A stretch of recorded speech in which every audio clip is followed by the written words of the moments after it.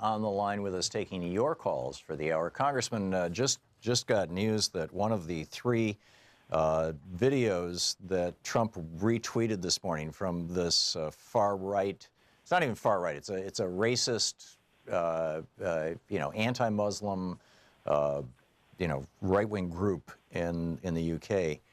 One of those videos is supposed to be a picture of a Muslim beating up a Dutch boy on crutches. And it's already been confirmed that the incident took place in the Dutch town of Monnikendam, and the 16-year-old perpetrator, who is characterized in the video that Trump retweeted as a Muslim beating up a Dutchman, it actually is a 16-year-old beating up a Dutchman, but the 16-year-old perpetrator, who was arrested, by the way, is neither a migrant nor a Muslim. He is an ordinary Dutchman, presumably a Christian. So much for Donald Trump. Anyhow, yeah, just wanted to share that with you. It's embarrassing. It's embarrassing to have a president who behaves like this president. Yeah, it is. I think, frankly, it's worse than that. It concerns me tremendously. Carol in Monessen, Pennsylvania. You're on the air with Congressman Pocan. Hi, Tom. Yeah, those tweets really are embarrassing. I have a question for the congressman. Go for it. Hi. I'm glad you're feeling better. I haven't heard a lot of people bring up the fact that this transfer of wealth to the wealthiest is, quote, unquote, permanent.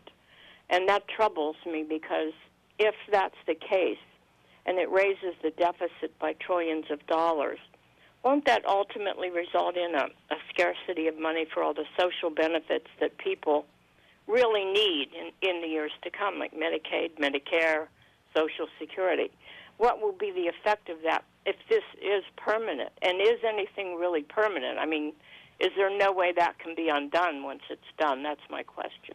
Yeah, Carol, great point, great question. And what you're pointing out is, I think, one of the biggest problems with what they're doing. If you make $30,000 a year by 2019, your tax benefit, if there is any, depending on where your other, how you file taxes are gone by 2019. If you make $75,000 in 10 years, those benefits are completely gone if you wound up getting a benefit. But all the lower corporate tax rate, all the other things that they're doing for the wealthy, for the inheritance tax, et cetera, are permanent. So what we've done is put in place really the transfer of wealth, again, from the grassroots to the wealthiest in this country. The little crumbs that may fall on some people in the middle class will permanently go away in a certain time period, depending how much you make.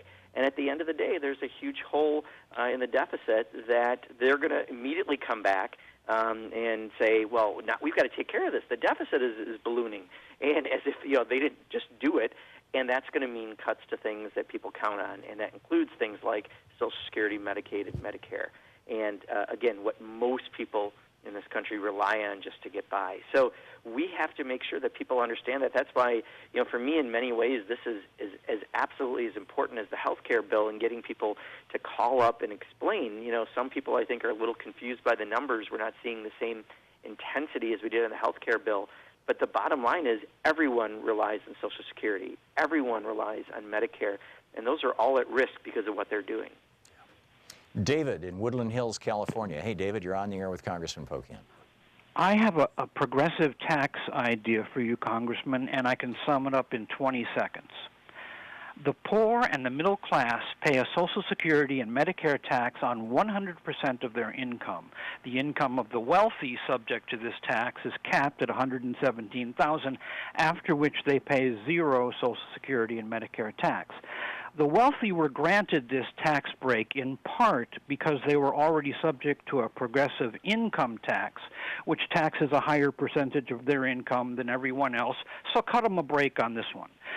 Being as the Republicans are in the process of eliminating the progressive tax, it is now time to eliminate this tax break.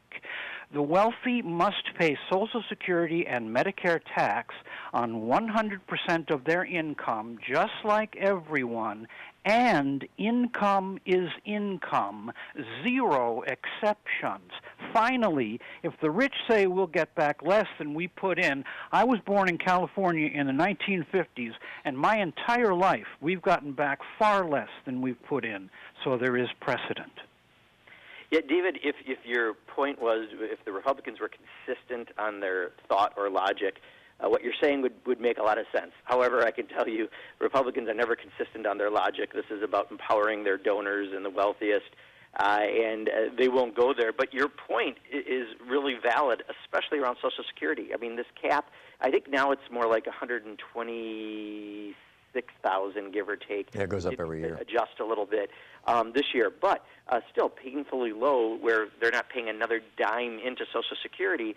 And just lifting that cap completely, I've been told, would extend Social Security's life for 75 years. Just even adjusting it to a different number, taking consideration of inflation when that happened, would preserve those programs for a lot longer. Instead, with this tax cut they're putting out there, we're going to have this hole in the deficit, and I can almost guarantee they're going to go back to these programs to try to deal with it. And again, your point about logic, if they were operating on a logical level, that would be a good argument. But I do think your point around Social Security is especially valid, that many of us have talked about why we need to adjust that cap. Marty in Evergreen Park, Illinois. You're on the air with Congressman Mark Pocan. Hey, Tom. Thanks for taking my call, and thank you for your time, Congressman. My question to you is, I just want to get your thoughts on the president's nomination of Mick Mulvaney and the willful disregard for the rules of law regarding the succession that the Congress has set for the CFPB, and just seeing if there's anything that we can do, or just get your thoughts on how or why he's just able to kind of bypass all the rules that Congress set, for that position. I hear you, Marty. Absolutely. I mean, clearly the way the rules were set up was not to have the president doing this. He's going in there trying to do a power grab, right? He wants to get rid of the Bureau that's returned billions of dollars already back to, millions and millions of dollars back to the citizens, and they're doing the job as they're supposed to. Now, are there things that we could tweak with how it operates? Absolutely, but we're not functioning as a Congress to even do that.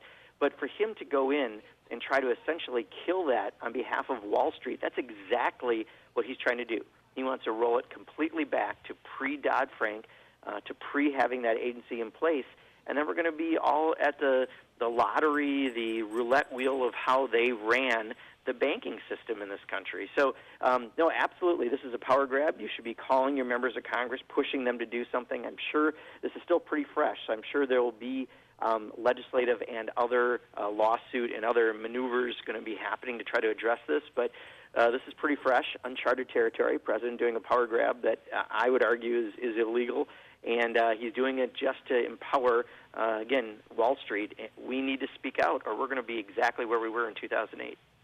Don in St. Peters, Missouri. You're on the air with Congressman Pocan. Good morning, Congressman. Morning, Don.